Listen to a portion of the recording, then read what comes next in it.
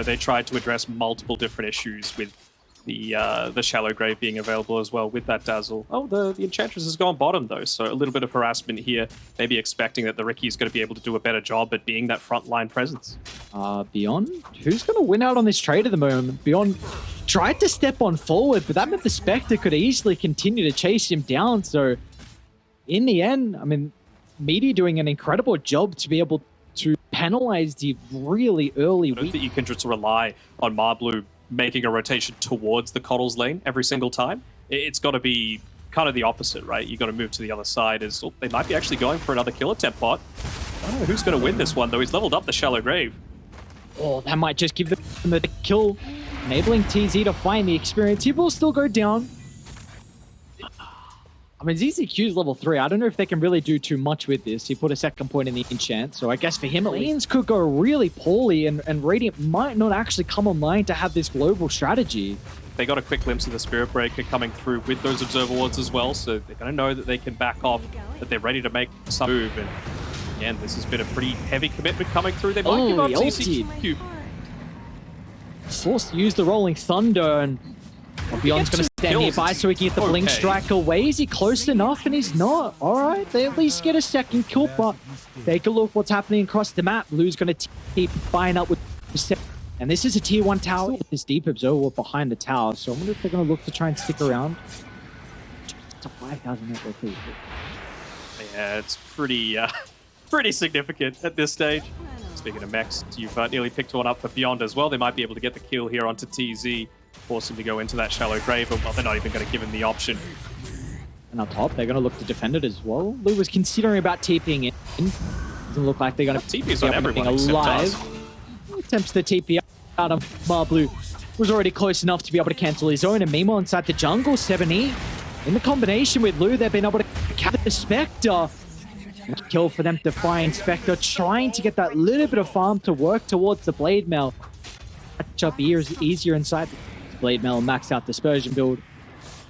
Solely to help with his catch up and his farming speed inside the jungle. Definitely opening up the Ancients, but we're going to need a lot more time. And Molasses, he might not have time. Ming's going to be able to scout him out. There's the Aghanim shot to set up. They even give him a tip as well. All right. Before he dies as well. Like that was. Felt like the tip was a bit hostile. Like, all right, you gotta chill out, brother. Come on, you guys got an 8,000 net worth lead. Men's didn't do anything. Now they're looking at Marblu as well. Like, you gotta tip this guy as well before you kill him. All right, not this guy. Maybe they got something against the Coddle. Yeah, might be the Spectre as well that they just got mines to be able to take out. I mean, Horn almost feels like his only teamfight contribution for a little bit until he gets into that Aghanim Scepter. So, I mean, they're going to try and make an aggressive move before YBB are able to set up. If they could find Beyond, that'd be huge. Let's see how survival is truly going to be with the Greaves.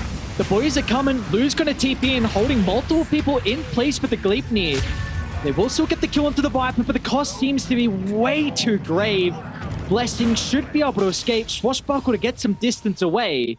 But the shot still on cooldown. I know he's going BKB next, but expect him to get even more aggressive after this stage, especially with those TPs. 15. Well, you can't play around with your Horn shenanigans this time. Lou is kind of killing himself. And they're close to the T1 tower. This could be okay for Radiant. Blessings with a huge Rolling Thunder charging through the middle with a bounce back and Swashbuckle combo. They bring down Tusk and the Aegis, and maybe they can set up on the respawn as well as Lou.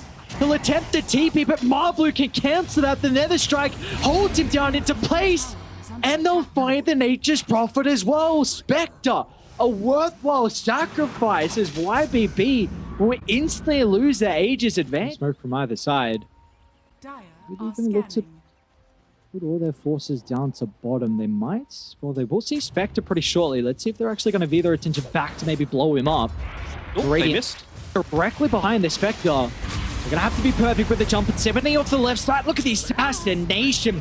Just blows up TZ on the Dazzle. So they won't have that saving grace, and a Blessing with his Rolling Thunder is completely wasted as well. Lose right-click damage. So 2 kills, and now they can look to get some objectives out of it for Dire. And they're still hunting. Was actually pretty good on Meteor, although, yeah, can they find him? For vision. Can be forced to even haunt away. Where's he go? He went to the lane and lose there. He went the back top. and slept. Well, healed him into place. A beautiful silence off for the outside. They're going to try and help him, but there's nothing that the Pango nor the Coddle can do with the force staff. And they're positioning far enough. I think he forced off the Ricky, unless my eyes are mistaken. He's got to live long enough here, boys, to be able to join. Yeah, it's a tight age. Smoke up. Who are they going to run into? Great position once again, Tiao Ming, and they can just blow up the Dazzle like we saw prior. Without the Grave, without the support, they're going to have to back off. But maybe Dire have got a bit too deep behind the tier 2 tower. So Radiant will be able to capitalize on 7E's misplacement. Yeah, but they picked off the Pango in the meantime, so it's actually not too bad, right? Again, we were talking about how he is... Well, you live. Silver lining. Spectre lives. Maybe they can... I think you need to protect his bottom ward. I don't know if you can even take a fight, but... Oh, bring around the Rosie? Okay, if they can get this pick up, that'd be huge. We love the gem as well. Yanming will end up going down with a wraparound from the Spirit Breaker. They're going to look to pick up the gem. They want to stick around, though, but the Rolling Thunder hasn't really granted them too much. All right, you'll take it. Match and grab. I mean, they get a kill. They keep the Ricky off the map, which means that you're able to go out a little bit more because you know he is that main thing to enable the catch to happen. And now you're going to be able to clear out a lot of these wards that are super aggressive, you know, deep towards your lane that even if you aren't going into the lane, reveal where you're wanting to farm in the next little. See that they've got some vision and immediately get rid of it. I feel it. We see the courier. How do you set up? How do you spread to bottom? Do they want maybe? Not an easy target. It just picked up Satanic. The chain needs to be perfect because as soon as Lu starts to get the right clicks out, the life still might be too much for them to handle. Lu back up to full health. The rest of Radiant, their health depletes in an instant. Blessing caught out in the tree line. 4 down without YB making a single casualty. The lack of damage for me, it has been from minute 0, and yeah, they just call it. That was their one opportunity to kill the Nature's Prophet that was, I think, 7 levels ahead of the Spectre at the time, and well, with all those turnarounds, reaches his level 25, and that's going to be enough. YB Still beyond.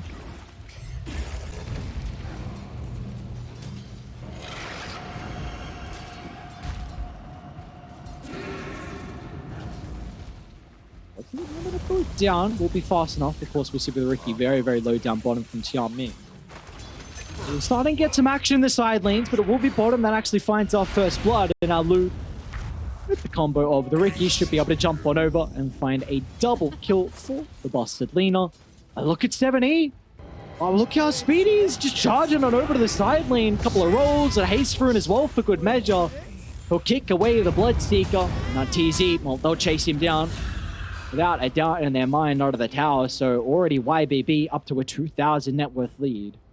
Yeah, 7E more like Messi with all of those smashes coming through with the boulder, kicking the remnants, and being able to secure that kill. I mean, that's the advantage of that early rune, especially if it's the first power rune. You're able to secure it for yourself, and it's haste. You can just very, very quickly get back to the lane, and well, with Tianming just sitting here soaking up a little bit, he might choose to go straight back top. Uh-oh, it's not good. They're both just TP'd back. Look at that. Now with Beyond showing up, they're going to be forced to turn around. Will 7E be on the mark with the roll? Well, it doesn't look like it matters because he has the Magnetize to clean up. TZ, he'll be put in the grave for the second time in a row. So both heroes on Meteor. Well, they're going to have to make the walk of shame.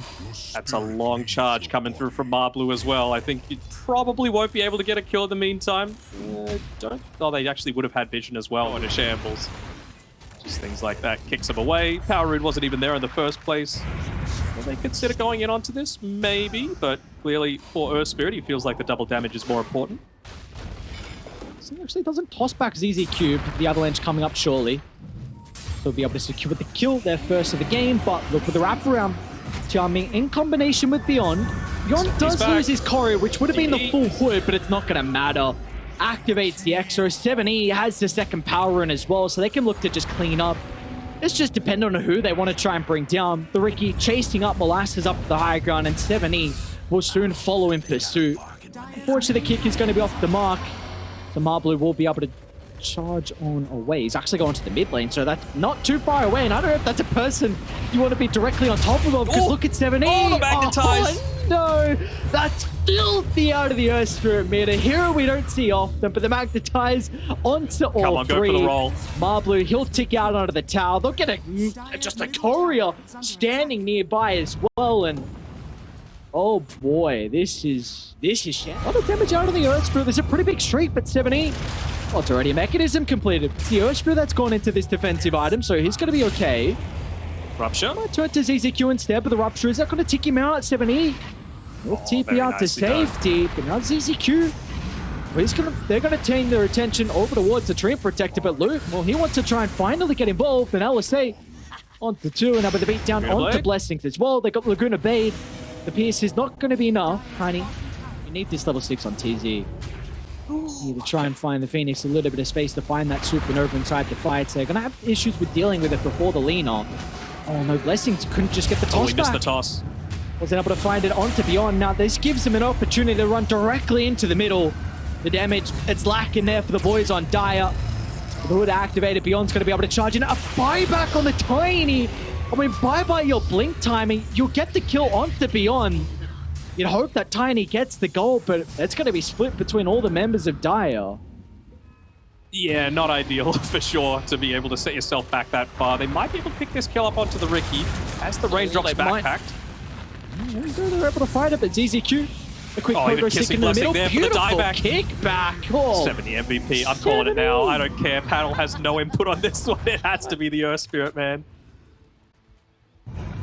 It's 15 minutes, by the way. So Ricky, with the impact that Tianming has had, without the sleep dart, so it's going to become even worse. Just set up for those boulder smashes and rolls in. This could be That's good. A nice All little right. one. Oh, look at the combo out with the blinding light, getting a lot of damage out of the Rupture. 70 will finally go down, but oh, here comes the machine gun in Lou, showing up huge. The right click along with the Laguna Blade will cut away the life of the Tiny, and now they're even going to look to charge him for more. Beyond committing the exorcism for that team fight, so they recognize they got some boys to clean up, but all they'll get is the coddle. So I thought, oh, maybe that won't be able to convert with the damage with all the farm that they've been able to pick up, but look at him, he's just being a menace on Tianming right now. I see him roaming around though. The fact that he has 1800 gold at this stage, he's just waiting.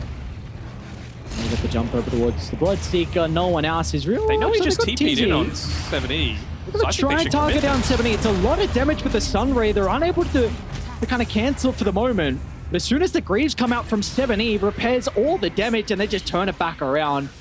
Dire on full. They called it. Oh, a pre-60-minute GG call coming out from Meteor Gaming means that the boys on YBB will remain undefeated so far in Division 2. Yes.